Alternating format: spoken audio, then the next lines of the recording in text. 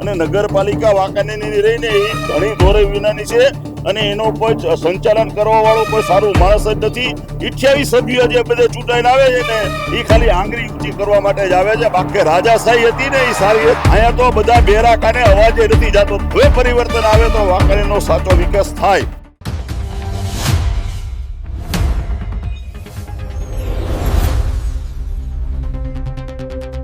ભારત સરકારે અને ગુજરાત સરકારે સ્વચ્છતાને લઈને હજારો કરોડો રૂપિયાના ધુમાડા કર્યા છે.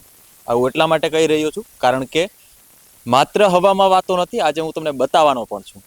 અહીંયા ઉપર લખ્યું છે સ્વચ્છ સર્વેક્ષણ 2024 અને સ્ત્રીઓ માટે અને પુરુષો માટે આ છે શૌચાલય. અને આ શૌચાલય કદાચ લાખોના ખર્ચે બન્યું હશે અને એ ઓન પેપર પણ હશે, પરંતુ આજે તમે એની હાલત જોવો છો તો ખરેખર એમ દુઃખ થાય કે આ પરિસ્થિતિમાં લોકો માટે જે વસ્તુ બને છે એનો ઉપયોગ જ લોકો નથી કરી શક્યા.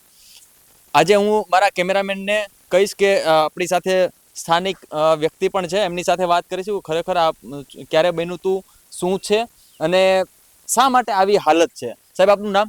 મારું નામ છે ભાટીએન છે અને વાંકાનેરની અંદરમાં હું ઘણા બધા સામાજિક ક્ષેત્રે પણ હું કામ કરું છું. પણ વાંકાનેરના જે નગરપાલિકાની વાત કરીએ તો છેલ્લા લગભગ 20-25 વર્ષથી આ જે શાસન ચલાવે છે, પહેલા તો એક ચક્રી શાસન છે, જેને કહેવાય ને કે તુમારખાઈ શાસન ચાલી રહ્યું છે, જેના કારણે વાંકાનેરની અંદરમાં વિકાસના કોઈ સારા એવા ફળ મળ્યા નથી. કોઈ સારો બાકડો નથી, કોઈ સારું તમારે કોમ્પ્લેક્સ નથી, કોઈ સારો બગીચો નથી, કોઈ સારો ફાયર ફાઈટર કે નથી કોઈ બીજી અન્ય સારી સુવિધાઓ. જે રોડ રસ્તા જે છે એ હમણાં તાજેતરમાં થોડાક બનાવવામાં આવ્યા છે. બાકી વાંકાનેરની અંદરમાં પે એન્ડ યુઝ જે છે, વાંકાનેરના તમામ તમારે 8 થી 10 જગ્યાએ પે એન્ડ યુઝ છે. એને તમે બારેથી જાઓ તો એવા રૂપકડા સરસ મજાના છે, કલરફુલ, તમને સારી મજાની ડિઝાઇન, તમને ઓહો સ્વચ્છતા અભિયાન તો અહીંયા ચાલતું હોય એવું તમને લાગશે. પણ હવે મિત્રો, આપણે જ્યારે અંદર જઈને જોશું ને તો તમારી આંખમાંથી કદાચ આંસુડા નીકળી જાય ને તોય નવાય નહીં કે અંદર શું દશા છે. તમે સમજ્યા કે નહીં? અમુક જે પે એન્ડ યુઝ છે એની અંદરમાં દારૂની કોથરીઓ પડી છે, બોટલો પડી છે, કોથરીઓ પડી છે અને અસંખ્ય તમારે બદબુ મારે એવા પે એન્ડ યુઝ વાંકાનેરના તમામ અત્યારે પે એન્ડ યુઝ છે. આજે હું તમને આપણા કેમેરામેનને કહો અંદર આવો, હું બતાવું તમને કે કેવી બોટલ છે અને શું અંદરની દશા છે ને એ આપણે જોઈએ અંદર રૂબરૂ છે. પહેલા તો હું તમને અત્યારે રૂબરૂ જ બતાવું છું. આ નીચે આ એક સિગ્નેચરની બોટલ છે, બરોબર? આ સિવાય આ બોટલ મૂકું છું સાઈડમાં. આ સિવાય બીજી આ નાની બીજી 4-5 બોટલો છે, બરોબર? આપણા જે ગૃહમંત્રી છે હર્ષ સંઘવીભાઈ એવું કહેતા હોય દારૂ નથી મળતો. આ કદાચ એવું લાગતું હશે કે અમે વિદેશમાં ગયા છે અને વિદેશના સંડાસ બાથરૂમ આવા હોય, બરોબર? આ અત્યારે અહીંયા અમે અંદર આવીએ છીએ અને અહીંયા તમે જોવો, અહીંયા તમે જોઈ શકો છો, આ નકરી બોટલો જ પડી છે અને પ્લાસ્ટિકની બોટલો પડી છે. અને આ લાખો અને કરોડના જે ખર્ચે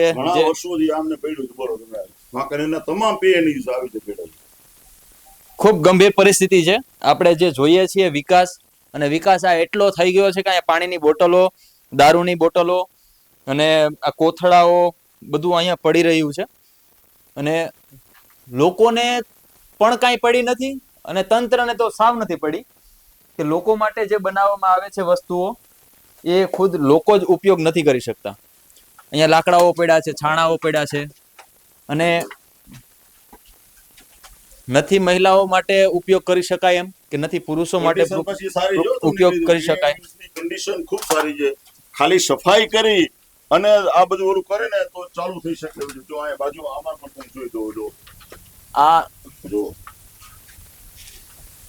આ સ્ત્રીઓ માટે છે, આ સ્ત્રીઓ માટે બનાવવામાં આવ્યું છે. હવે તમે જોયો કે આ સ્ત્રી, કોઈ પણ મહિલા કઈ રીતે આનો ઉપયોગ કરી શકે. અંદર અહીંયા પણ એક બોટલ પડી છે મસ્ત મજાની, આ કઈક બીજી નવી કંપનીની, બરોબર? એટલે અંદર બોટલોના થર જામ્યા છે. અહીંયા બધા કચરો અને આ બધું ખબર નહીં શું હોય, આ બધું બોટલો સળગાવેલું છે કઈ. અને કદાચ ને આ વસ્તુને આખી પ્રોપર્ટી છે એને કદાચ ને ધોઈને વ્યવસ્થિત યુઝ કરવામાં આવે ને તો ઘણા બધા લોકોનો ઉપયોગ થઈ શકે, પરંતુ વાંકાનેર નગરપાલિકાના જે પણ સત્તાધીશો છે એને કોઈ પણ જાતની પડી ન હોય ને અને માત્ર ભ્રષ્ટાચાર કરવા માટે આ બિલ્ડિંગ ઊભી કરી હોય એવું લાગે છે. અને અત્યારે જે વસ્તુ તમે અત્યારે હું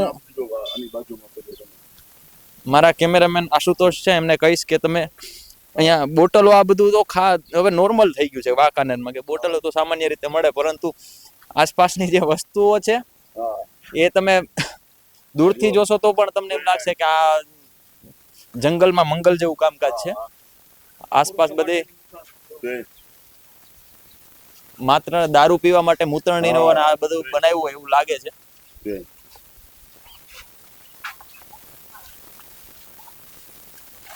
વિચાર કરો તમારે. પાછું બીજું શું છે ખાસ કરીને કેમેરા હમણાં